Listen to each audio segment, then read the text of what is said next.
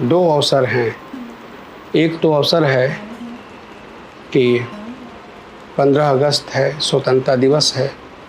पूरा देश इस अवसर पर आज़ादी का जश्न मना रहा है, अपने आज़ादी के शहीदों को याद कर रहा है, स्वतंत्रता संग्राम के दिनों को लोग पलट रहे हैं। और इसके साथ साथ हम लोगों के परिवार के लिए भी आज की शाम एक ख़ास शाम है। ख़ास शाम इस अर्थ में कि 16 अगस्त 2010 को माताजी का देहांत हुआ था। माताजी का नाम कपिला देवी और हम सब उनके संतान। इस अवसर पर हमारे इस धनबाद शहर के जाने माने कवि साथी अनवर शमीम जी उपस्थित हैं और हम लोगों के अत्यंत प्रिय कवि साथी लालदीप जी भी उपस्थित हैं। तो हम लोगों ने ये तय किया कि आज़ादी के दिन और माँ की पुण्यतिथि की पूर्व संध्या पर हम लोग एक साहित्यिक आयोजन अपने परिवार में करें, परिवार के लोगों की उपस्थिति में। थोड़ा सा इस बात को लेकर मेरे मन में एक बात है, थोड़ा सा अफसोस है कि मेरा भाई, छोटा भाई, उसकी पत्नी और उसकी 2 बेटियां आज यहाँ नहीं हैं। आगे से हम कोशिश करेंगे कि हम दोनों भाई और हमारे जो दोनों भाई के जो पूरे बाल बच्चे और पूरा परिवार है, हम एक जगह एक पर रहें। हमारी बहन भी नहीं है, हमारी बहन का परिवार भी नहीं है। और ये भी है कि हमारे कुछ ऐसे कॉमरेड थे जो हम गांव पर IPF और CPI-ML के कार्यकर्ता हुआ करते थे, आज भी हैं। तो हमारी माँ से वो लोग पहले ही कह देते थे कि चाची हमको गीला भात खिलाना है, हमको खिचड़ी खिला देना है, पेट ठीक नहीं है। तो वो रात में भी उन लोगों के लिए खिचड़ी बनाती थी, खाना खिलाती थी। और यह काम हमारी बड़ी माँ बुचिया की माई भी करती थी। तो उनको याद अगर यह कार्यक्रम हम लोग केवल अपने स्तर पर कर लेते तो उसकी कोई अहमियत न थी।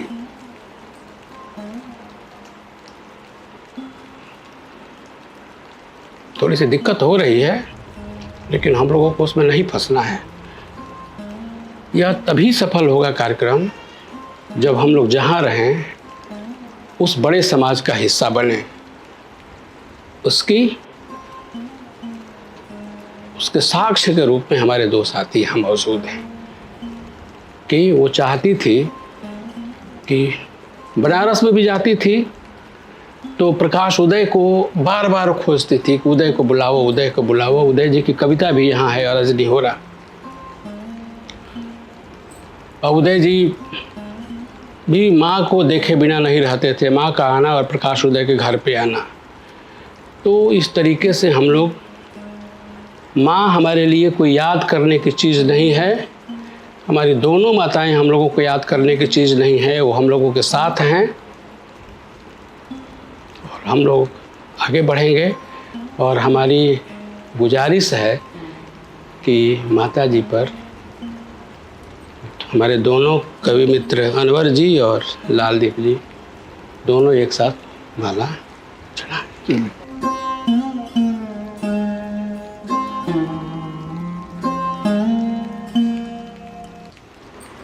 फूल माला अर्पित करने के बाद हम लोग कविता पाठ की तरफ चलेंगे और सबसे पहले अनवर भाई का काव्य पाठ होगा।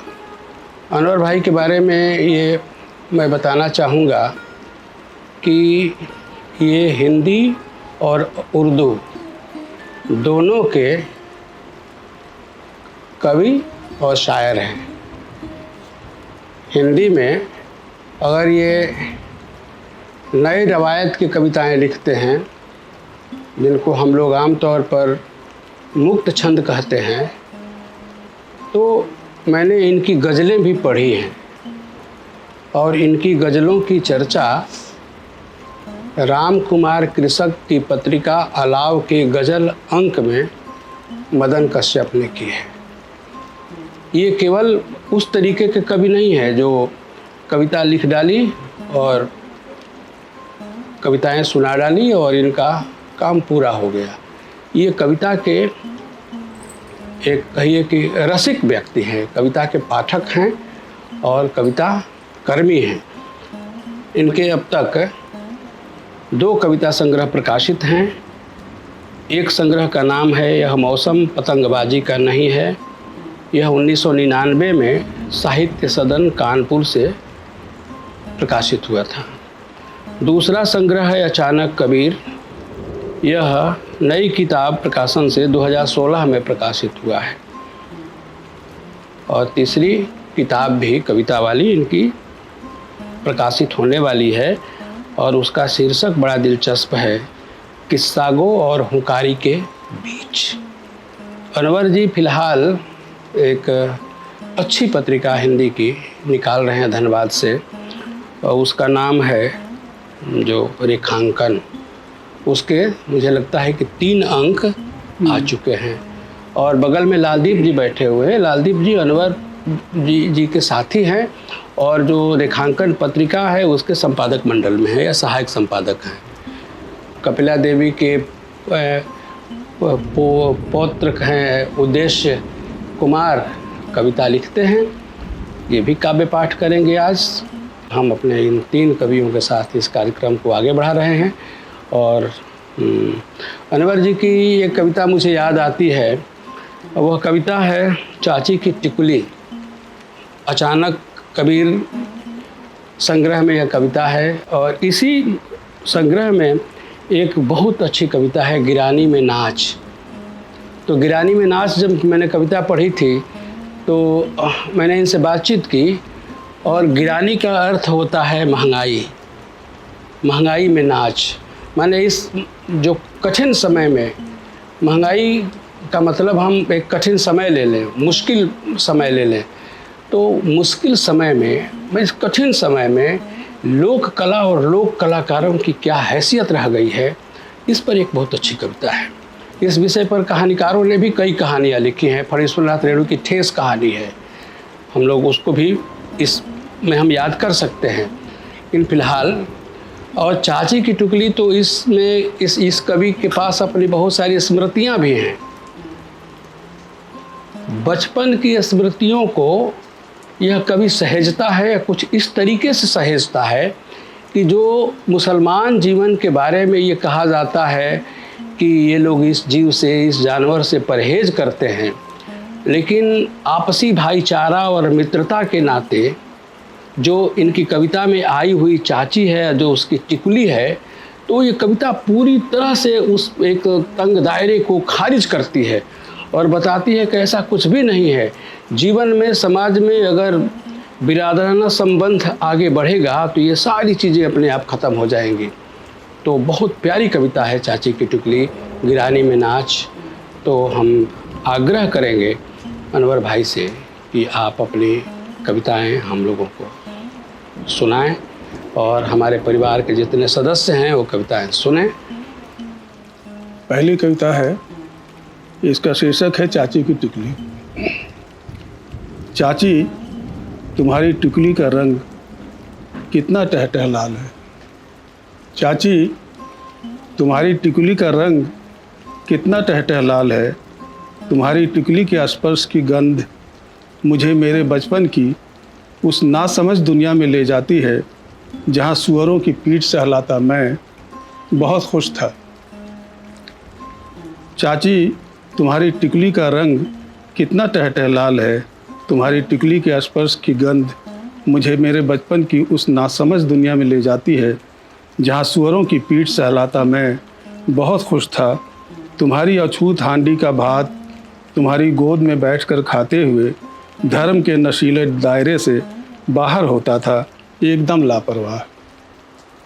सुअरों की पीठ सहलाता मैं बहुत खुश था। तुम्हारी अछूत हांडी का भात तुम्हारी गोद में बैठकर खाते हुए धर्म के नशीले दायरे से बाहर होता था, एकदम लापरवाह। उस वक्त सिर्फ मैं, भात और तुम होती थी।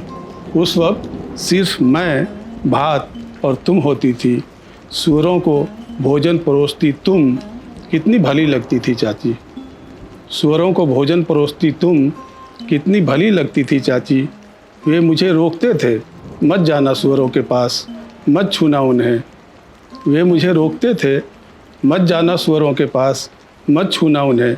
लेकिन मैं सूअरों के साथ खेलते हुए कब उनकी दुनिया से हाँक दिया गया, इसका सही इतिहास भूल गया हूँ। मैं सूअरों के साथ खेलते हुए कब उनकी दुनिया से हाँक दिया गया, इसका सही इतिहास भूल गया हूँ। चाची, तुम्हारी दुनिया मैं था। चाची, तुम्हारी दुनिया मैं था, लेकिन हर शाम तुमसे तुम्हारी दुनिया छीन ले जाती थी मेरी माँ। चाची, तुम्हारी दुनिया मैं था, लेकिन हर शाम तुमसे तुम्हारी दुनिया छीन ले जाती थी मेरी माँ। अब मैं तुमसे बहुत दूर हूँ। अब मैं तुमसे बहुत दूर हूँ। चाची, तुम्हारी गोद और इस शहर में एक बड़ा फ़र्क है। चाची, तुम्हारी गोद और इस शहर में एक बड़ा फ़र्क है।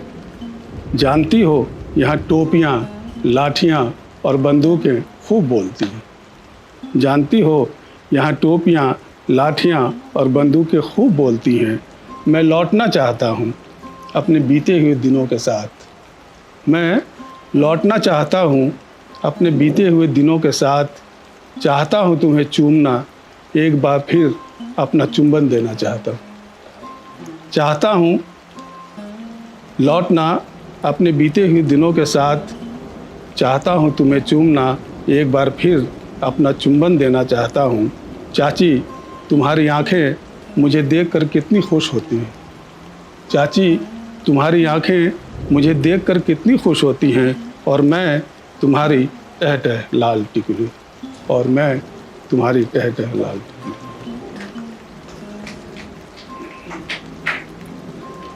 आज माँ की स्मृति का पावन दिवस है, इसलिए एक माँ पर कविता मैं सुना रहा हूँ। रोटी सेकती माँ। हरी रोशनी के साथ हरी घास पर रेंगता है जुगनू। हरी रोशनी के साथ हरी घास पर रेंगता है जुगनू। माँ घर में धीमी आंच पर रोटी के साथ साथ सेकती जाती है भविष्य। माँ घर में धीमी आंच पर रोटी के साथ साथ सेकती जाती है भविष्य। वह कच्चे भविष्य के साथ खाता जाता है कच्ची रोटियां एक के बाद एक। वह कच्चे भविष्य के साथ खाता जाता है कच्ची रोटियां एक के बाद एक। उसे इमली की चटनी पसंद है। खट्टा स्वाद उसे खट्टे अनुभवों की याद दिलाता है। उसे इमली की चटनी पसंद है। खट्टा स्वाद उसे खट्टे अनुभवों की याद दिलाता है। जुगनू रेंगता है, तारे बुझते हैं, जुगनू जलता है रात दिन। जुगनू रेंगता है, तारे बुझते हैं, जुगनू जलता है रात दिन। घास के चेहरे पर आंसू होते हैं। सूरज आंसू पोंछता है, खैरियत पूछता है और उसके सिर पर रोशनी की गठरी पटक देता है। और उसके सिर पर रोशनी की गठरी पटक देता है। दिन भर ढोता है वो रोशनी की गठरी। दिन भर ढोता है वो रोशनी की गठरी। फिर अंधेरे में ढूंढता है रोशनी अपने लिए और धीमी आंच पर रोटी सेकती माँ के लिए। अपने लिए और धीमी आंच पर रोटी सेकती माँ के लिए। अब एक कविता मैं सुनाना चाहता हूँ आदिवासियों के यहाँ जो स्थिति है। इसका शीर्षक है लय में लिपटा विलाप। हाँ, बिल्कुल घरेलू माहौल है, आरामी है। सखुआ के कचकच हरे मुलायम पत्तों का दोना बनाने वाली उस बूढ़ी आदिवासी औरत के चेहरे पर झुर्रीदार भूख का साया है। सखुआ के कचकच हरे मुलायम पत्तों का दोना बनाने वाली उस बूढ़ी आदिवासी औरत के चेहरे पर झुर्रीदार भूख का साया है और थकी थकी आंखों में उसे मात देने का जुनून। और थकी थकी आंखों में उसे मात देने का जुनून। जामुनी रंग की उसकी उंगलियां पत्तों को सहेजने, समेटने और मोड़ने की कला में दक्ष हैं। जामुनी रंग की उसकी उंगलियां पत्तों को सहेजने, समेटने और मोड़ने की कला में दक्ष हैं। दोने में रिसने रुसने के लिए कोई छेद छूद नहीं छोड़ती। दोने में रिसने रुसने के लिए कोई छेद छूद नहीं छोड़ती। गोया की तरल स्वाद के लिए भागने भूगने की कोई गुंजाइश नहीं होती। क्योंकि गोया की तरल स्वाद के लिए भागने भूगने की कोई गुंजाइश नहीं होती, मगर उसके अपने जीवन में इतने छेद छूद हैं कि हर बार रत्ती भर खुशी के साथ दुखों का एक पूरा रेला घुसा चला आता है। उसके अपने जीवन में इतने छेद छूद हैं कि हर बार रत्ती भर खुशी के साथ दुखों का एक पूरा रेला घुसा चला आता है। अब तक भूख और जीवन के रिश्ते को बनाए और बचाए रखने में ही खुद को खपाती रही है बूढ़ी आदिवासी औरत। अब तक भूख और जीवन के रिश्ते को बनाए और बचाए रखने में ही खुद को खपाती रही है बूढ़ी आदिवासी औरत। सुनसान ठिठुरती रात में बरवाडी के प्लेटफॉर्म नंबर 3 पर दोने बनाने में जुटी भिड़ी औरतों के बीच सिकुड़ सिमट कर बैठी बूढ़ी आदिवासी औरत जब दुख में पगा कोई खोरठा गीत गुनगुनाती है तो उसके स्वर में गूंज उठता है लय में लिपटा विलाप। उसके स्वर में गूंज उठता है लय में लिपटा विलाप। गिरानी से शब्द आया, वो थोड़ा सा बता दीजिए, वो रिकॉर्ड में भी आ जाए। जो गिरानी बोलते हैं हम लोग, गिरानी जो है गया, चूँकि मगध परमंडल मगध वहाँ बोला जाता है। और मगध एक ज़बान है, डायलेक्ट है, वो बोला जाता है गया मगध परमंडल में। और ये जो शब्द आया है इसमें गिरानी, इसका शाब्दिक अर्थ तो ऐसे महंगाई होता है, जो कि वहाँ की बहुत मामूली औरतें भी बोलती हैं इसको।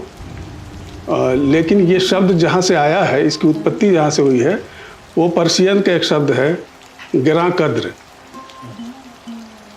गिरां कद्र मतलब बहुत ही बहुमूल्य, गिरां कद्र।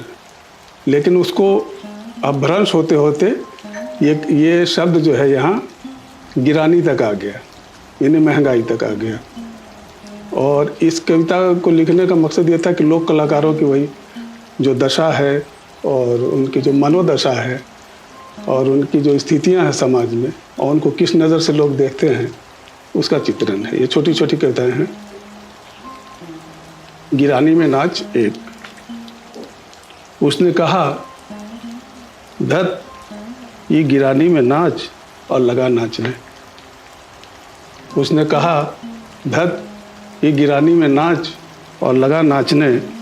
दूसरी कविता है उसके पाँव थिरकते नहीं कांपते हैं। उसके पाँव थिरकते नहीं कांपते हैं। आंखें बोलती नहीं सिर्फ रोती हैं। आंखें बोलती नहीं सिर्फ रोती हैं। माथे पर उभर आई हैं उदासी की कई कई लकीरें। ये कैसा नाच है। माथे पर उभर आई हैं कई कई लकीरें, ये कैसा नाच है। 2। तीसरी कविता है आंखें कुछ बोल रही हैं, घुंघरुओं से भी आ रही है रोने की आवाज़ें। आंखें कुछ बोल रही हैं, घुंघरुओं से भी आ रही हैं रोने की आवाज़ें। उसका एक एक अंग रो रहा है सचमुच, अब उसका नाच भी बन गया है सिर्फ एक तमाशा। सचमुच उसका नाच भी बन गया है सिर्फ एक तमाशा। 4। वह जो नाच रहा है उसने पहन रखे हैं फटे पुराने कपड़े, जरी गोटे की चमक दमक भी पड़ गई है फीकी। वह जो नाच रहा है उसने पहन रखे हैं फटे पुराने कपड़े, जरी गोटे की चमक दमक भी पड़ गई है फीकी। अब उसके सिर पर है उदासी की एकदम मैली चीकट टोपी। पांचवी कविता है कि वह चक्रघिन्नी की तरह घूम रहा है, दुनिया भी पूरी की पूरी घूम रही है उसके साथ। वो चक्रघिन्नी की तरह घूम रहा है, दुनिया भी पूरी की पूरी घूम रही है उसके साथ। दुनिया नचाने वाले चाहे जितनी भी नचा ले दुनिया, दुनिया है उसी के साथ चाहती है नाचना। दुनिया है उसी के साथ चाहती है नाचना। दुनिया नचाने वाले चाहे जितनी भी नचा लें दुनिया, दुनिया है उसी के साथ चाहती है नाचना। और छठी कविता है कि इस जीवन विरोधी समय में एक एक पल से लड़ता भिड़ता वह नाच रहा है जीवन के लिए। और सातवीं कविता है कि ये मुहावरों के गलत होने का समय है। ये मुहावरों के गलत होने का समय है। बरसों से कंबल के बरसने और पानी के भीगने का इंतज़ार करने वालों में हम भी शामिल हैं। ये मुहावरों के गलत होने का समय है। बरसों से कंबल के बरसने और पानी के भीगने का इंतज़ार करने वालों में हम भी शामिल हैं। हम नाचते हुए भीग रहे हैं लगातार। हमारे लिए आंगन दिन ब दिन ज़्यादा ही टेढ़ा होता जा रहा है। हमारे लिए आंगन दिन ब दिन ज़्यादा ही टेढ़ा होता जा रहा है। और आठवीं और आखिरी कविता है कि एकदम अचानक धूप में छाँव की तरह याद आए तुम। एकदम अचानक धूप में छाँव की तरह याद आए तुम। तुम्हारा नाच भी याद आया भरपूर। याद आई किसी घिसी हुई चवन्नी की तरह तुम्हारी काया जो अब चलन से बाहर है। याद आया किसी घिसी हुई चवन्नी की तरह तुम्हारी काया जो अब चलन से बाहर है। अनवर शमीम जी की कुछ कविताएं सुनी। मुझे लगता है कि कविताओं को सुनते हुए अर्थ ज़्यादा खुला। अब इसकी वजह यह भी हो सकती है कि हम लोग जो थोड़े से लोग हैं वो कविता सुनने के मूड में थे। एक तो यह बात है ज़रूर। आमतौर पर बड़े बड़े मंचों से काव्य पाठ होते हैं और थोड़े से लोग ही कविता के मर्म को समझ पाते हैं। वजह ये होती है कि कविताएं शोर में दब जाती हैं। अब हम लोग इस कड़ी में युवा कवि लालदीप पोप को सुनेंगे। लालदीप की एक किताब आई है 2021 में, कविता की किताब है, बोधि प्रकाशन से, और किताब का नाम है गांव के चौराहे पर।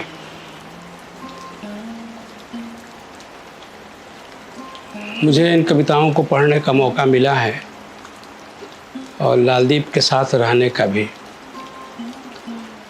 तो कविता और लालदीप का जो मिजाज है, मैंने कविता के मिजाज और लालदीप के संग साथ रहते हुए जो मैंने इनके मिजाज को देखा है, समझा है, तो दोनों में फांक नहीं है। वह जो लालदीप, व्यक्ति लालदीप और कवि लालदीप में कोई फांक नहीं है। और लालदीप यहीं पर जो धनबाद में IIT ISM धनबाद है, उसमें पेट्रोलियम इंजीनियरिंग डिपार्टमेंट में कार्यरत है। और लालदीप का जन्म स्थान जो हजारीबाग ज़िला में हेसालंग गांव है, तो इनकी कविताओं में हेसालंग भी दिखता है। और जो हजारीबाग, गिरिडीह, धनबाद, रामगढ़, ये जो कोल बेल्ट है, कोयला वाला इलाका है, कोयला वाले इलाके के लोगों की जो जीवन शैली है, रहन सहन है, वो सब कविता में दिखाई देता है। और यह भी दिखाई देता है कि मैंने एक मोहक और आकर्षक बात लाने के बजाय एक उन खुरदरी बातों को कविता में ले आते हैं जो आमतौर पर जो बाहर के लोग होते हैं या दूसरे लोग होते हैं जो वहाँ तक नहीं जा पाते हैं। कविता गांव के चौराहे पर पढ़ी जाने की चीज़ है। अब गांव पे चौराहे का मतलब यह नहीं हुआ कि शहर के चौराहे पर नहीं, मतलब कविता का रिश्ता चौक चौराहों से होना चाहिए और वो कविता गांव के चौराहे पर पढ़ी जाती है।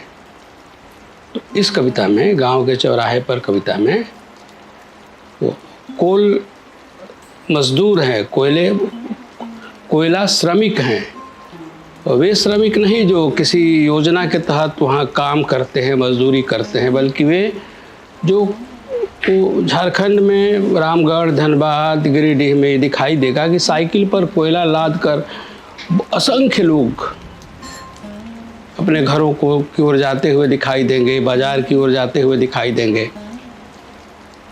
तो लालदीप ने यह कविता वहाँ से ली है और अपने अंदाज में अपनी बात कहते हैं और एक आक्रोश भी दिखेगा और जहाँ आवश्यकता होती है वहाँ एक सहानुभूति भी दिखाई देती है। तो मैं लालदीप जी से, जो गांव के चौराहे का कवि है, से मेरी गुजारिश है कि आप अपने संग्रह से, ये उनका संग्रह है से गांव के चौराहे पर, तो मैं निवेदन करूंगा लालदीप जी से कि भाई आप ये गांव के चौराहे से कुछ कविताएं सुनाएं इस अवसर पर। इस संग्रह की पहली कविता है जमीन। चलो अच्छा है कल से नहीं घिसने होंगे बर्तन, रोटियां बनाते हुए अब नहीं जलेंगे हथेलियाँ। चलो अच्छा है कल से नहीं घिसने होंगे बर्तन, रोटियां बनाते हुए अब नहीं जलेंगे हथेलियाँ। झाड़ू, पोंछा, बर्तन, कपड़े सब साफ करेगी। मैंने पूछा कौन? मेरे दोस्त ने इत्मीनान होते हुए कहा, एक आया मिल गई है। मैंने पूछा कौन? मेरे दोस्त ने इत्मीनान से कहा, एक आया मिल गई है। कहाँ की है? अब की वह थोड़ा गंभीर हुआ। घर पूछने पर बस इतना ही कहती है, साहब जहाँ आपका ऑफिस है वो ज़मीन हमारी थी। दूसरी कविता है जो इस संग्रह का शीर्षक भी है, गांव के चौराहे पर। इस बार कविता गांव के चौराहे पर पढ़ी गई है। इस बार कविता गांव के चौराहे पर पढ़ी गई है। यह कविता 10 साल की बच्ची ने पढ़ी। यह कविता 10 साल की बच्ची ने पढ़ी जिसका बाप अभी अभी साइकिल से कोयला बेच कर लौटा है, थक कर जमीन पर लेटा है, लेकिन देह से अब भी बह रहा है पसीना। नमक धरती सोख रही है, नमक धरती सोख रही है। माँ खदान में कोयला निकालने के दरमियान चाल में दबकर मर गई है और चौराहे पर कोल ब्लॉक आवंटन पर बहस जारी है। बच्ची की कविता में उसकी माँ है, शहर गई बहन है और जंगल से नहीं लौटा उसका भाई है। इस बार कविता गांव के चौराहे पर पढ़ी गई है। बच्ची की कविता में गर्भ में मारी गई उसकी सहेलियां हैं। बच्ची की कविता में गर्भ में मारी गई उसकी सहेलियां हैं जो उसके सपने में खेलती हैं झूमर कित-कित। उसकी कविता में देश और दुनिया है जो मुनाफे के बाजार में नीलाम हुए जा रही है। उसकी कविता में देश और दुनिया है जो मुनाफे के बाजार में नीलाम हुए जा रही है। इंसान रोबोट में तब्दील हो रहे हैं, जबकि लड़की की कविता कहती है कि अब रोबोट में भी भावना और संवेदना की प्रोग्रामिंग की जा रही है। जबकि लड़की की कविता कहती है अब रोबोट में भी भावना और संवेदना की प्रोग्रामिंग की जा रही है। यह कविता अभी अभी गांव के चौराहे पर पढ़ी गई है। यह खबर अमेरिका तक पहुंच गई है। हालांकि बच्ची का बाप अब भी जमीन पर बेसुध पड़ा है।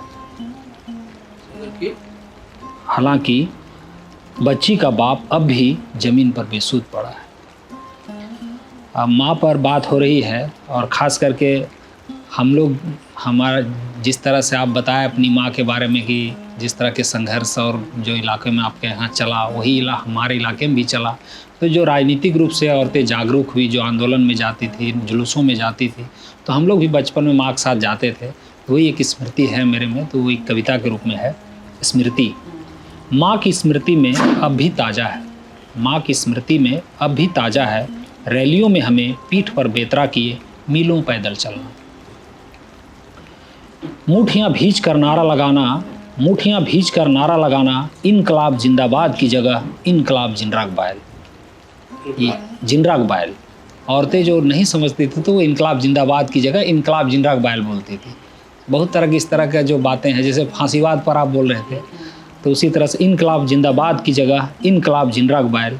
आज भी अन्याय पर उसका तनकर खड़ा हो जाना, आज भी अन्याय पर उसका तनकर खड़ा हो जाना, शब्दों के घालमेल पर उसका बिफर पड़ना, जैसे अभी अभी वह किसी जुलूस से लौटी हो। ये आखिरी कविता है स्पार्टकस। स्पार्टकस ने हाथ उठाकर कहा था, उठो और आज़ाद हो जाओ। स्पार्टकस ने हाथ उठाकर कहा था, उठो और आज़ाद हो जाओ।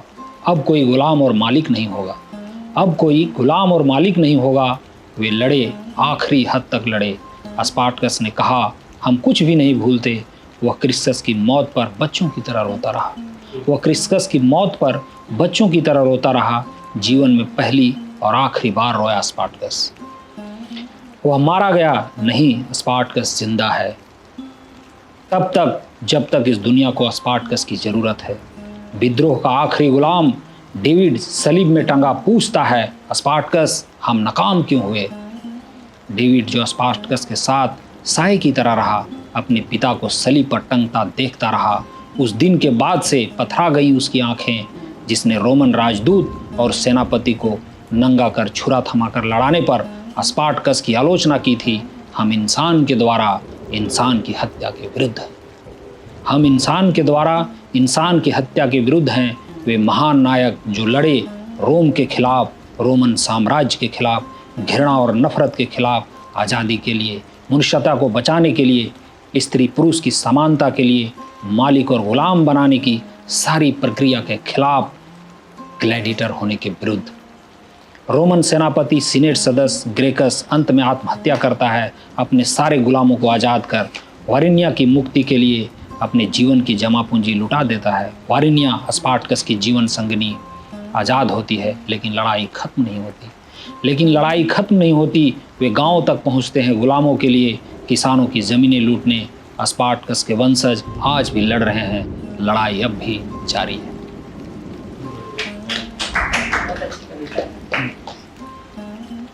और अब तो कायदे से तो कहना ये चाहिए कि खुद अपने आप पढ़ दो, लेकिन नहीं, एक रवायत होती है किसी चीज़ की भी, किसी कार्यक्रम की, तो उसमें मुझे उदेश्य कुमार से भी कहना है। और उदेश्य कुमार के बारे में अब बताना ज़्यादा नहीं है, क्योंकि आयोजक भी हैं और कविता भी सुनाएंगे। उदेश्य कुमार पढ़ाई लिखाई करके नौकरी में हैं, कविता लिखते हैं, पढ़ते रहते हैं।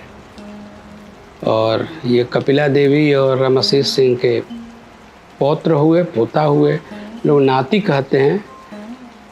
तो ये कविता सुनाएंगे, हम सब लोग सुनेंगे। तो उद्देश्य भी अपनी कुछ कविताएं सुनाएं। कविता का शीर्षक है रात में बालकनी में बैठकर। रात में बालकनी में बैठकर शहर को देखने पर सब व्यवस्थित लगता है। दूर तक बस रोशनी, इमारतें। इस समय शोर भी कम सुनाई पड़ता है, लोग कम दिखाई देते हैं। प्रवासियों का यह शहर किस निर्ममता से छुपा लेता है आधे अधूरे टूटे लोगों को, उनकी यात्राओं को। मानो कोई बेआवाज़ सी चीख है। आँखों का ही दोष है शायद, उन्हें अंधेरा नहीं दिखता। रोशनी के दो सिरों के बीच का घुप अंधेरा, इसलिए कभी अंधेरे को कान लगाकर सुनना भी चाहिए।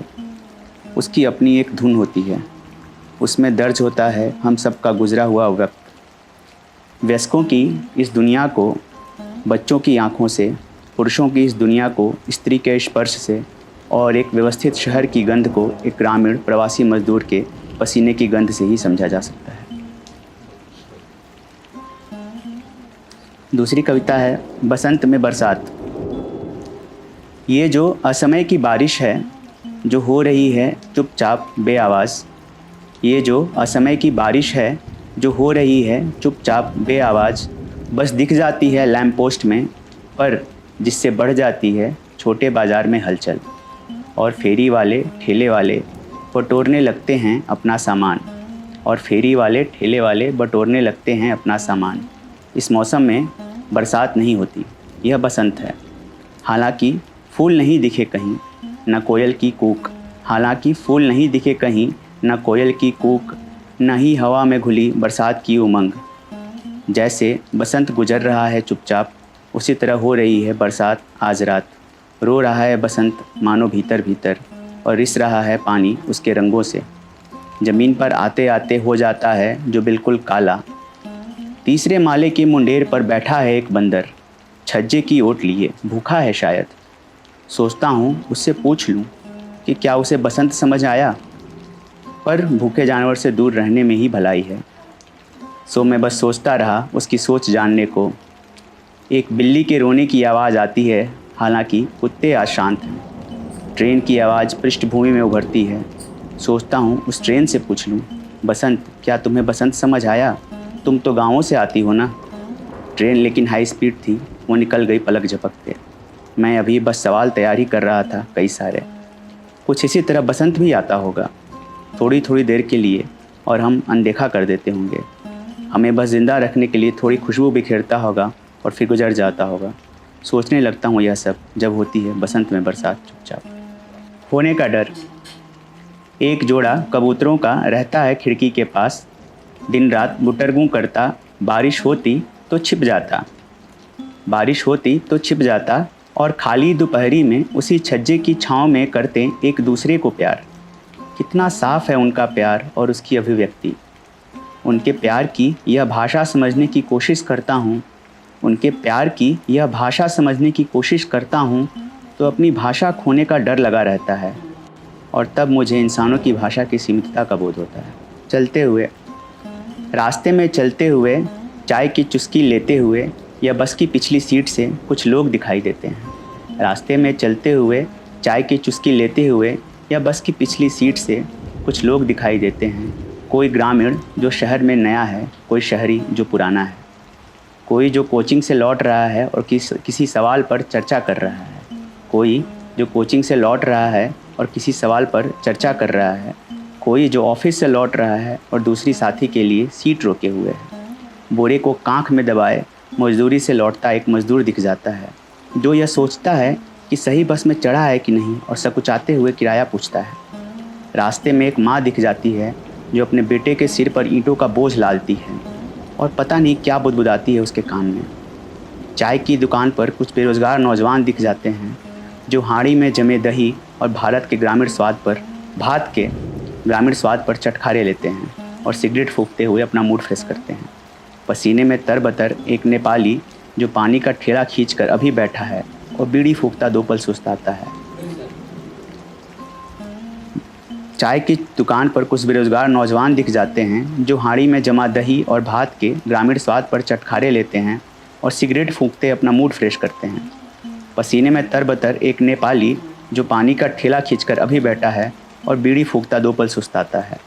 चाय की चुस्की लेते हुए, बस की पिछली सीट पर बैठे हुए, रास्ते में चलते हुए मैं यह सब देखता सुनता रहता हूँ और मन ही मन लिखता रहता हूँ, फिर भूल जाता हूँ और कभी कभी लिख देता हूँ। उद्देश्य की कविताएं सुनी गई और हम सब लोगों ने ये कविताएं सुनी। एक छोटा सा कार्यक्रम था, पारिवारिक कार्यक्रम भी कहा जा सकता है, और हम लोगों को ये कोशिश करनी चाहिए और इस कार्यक्रम के जरिए एक मैसेज जाना चाहिए कि हम लोग अपने परिवारों को लेकर बहुत दूसरी स्थिति में रहते हैं। बहुत सारी चीज़ों पर बातचीत करते हैं। हमारे घर तो बड़े बड़े हो जाते हैं, बहुत अमीर लोग हैं, बहुत बड़े बड़े घर हैं, बहुत सी महंगी महंगी चीज़ें हैं, तमाम तरह की गाड़ियां हैं, गाड़ियां भी लोग बदलते रहते हैं, गाड़ियां मीन्स मतलब कार वगैरह भी बदलते रहते हैं। लेकिन जो चीज़ छूट रही है, जैसे हमारी समृद्धि बढ़ रही है, एक तरफ हमारी समृद्धि बढ़ रही है और एक विलासिता वाला जीवन शुरू हो रहा है। जिनके पास पैसा है उनके संदर्भ में, लेकिन दूसरी चीज़ों में हम काफ़ी गरीब होते जा रहे हैं, विपन्न होते जा रहे हैं। वो हम सांस्कृतिक जो हमारी जो समझ है वो बहुत छूट रही है, वो बल्कि हम लोग उससे अलग होते जा रहे हैं।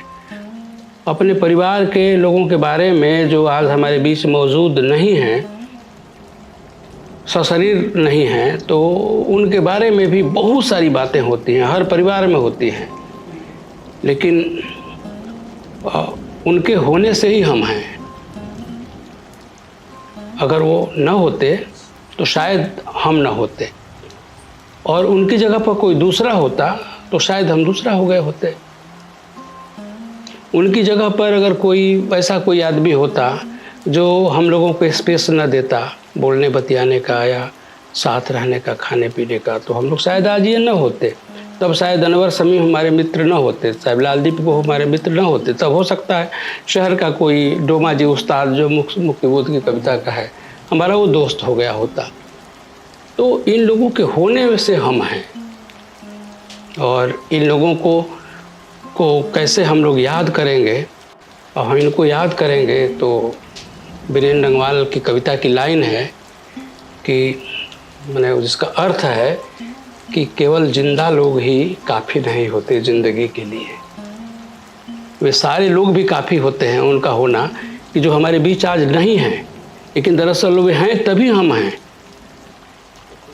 राधा सिंह भी बैठी हुई हैं जो कपिला देवी की बहू हैं। एक बहू सुनीता कुमारी हैं, गांव पर हैं, उनकी एक बेटी है बुचमनी। तो अगली बार से हम लोग उसको बड़ा करेंगे। सुभाष हैं, बहुत सारे लोग हैं। ये कार्यक्रम में तो हम याद करना चाहते हैं कि प्रकाश उदय हो गए, आरा के सुधीर सुमन हो गए, सुमन कुमार हो गए, शमशाद हो गए, किनका किनका नाम लिया जाए। राकेश दिवाकर अब नहीं रहे, वो हो गए, राजकुमार तो गाजीपुर वाले हैं ही।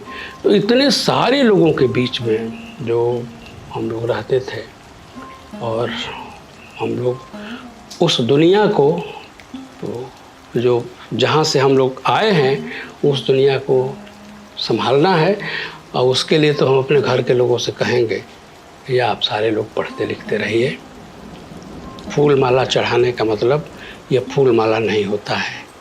फूल माला अच्छा का मतलब कि हम लोग उसी तरीके से आज के तारीख में हम लोग उस तरीके से जिएं जिस तरीके से हम लोगों की परवरिश हुई है। हमारे दोनों कवि मित्र अनवर भाई और लालदीप रहे यहाँ, इनकी कविताएं सुनी, और हम लोग आगे भी सुनेंगे। बहुत बहुत शुक्रिया, बहुत बहुत धन्यवाद। और इसी के साथ हम लोगों को कुछ खाने पीने की भी व्यवस्था घर में है तो वो हो जाए। कहे कि कपिला देवी बिना खाए पिए कुछ जाने नहीं देती थी। तो काव्य पाठ का दूसरा हिस्सा यह भी है। तो शुक्रिया।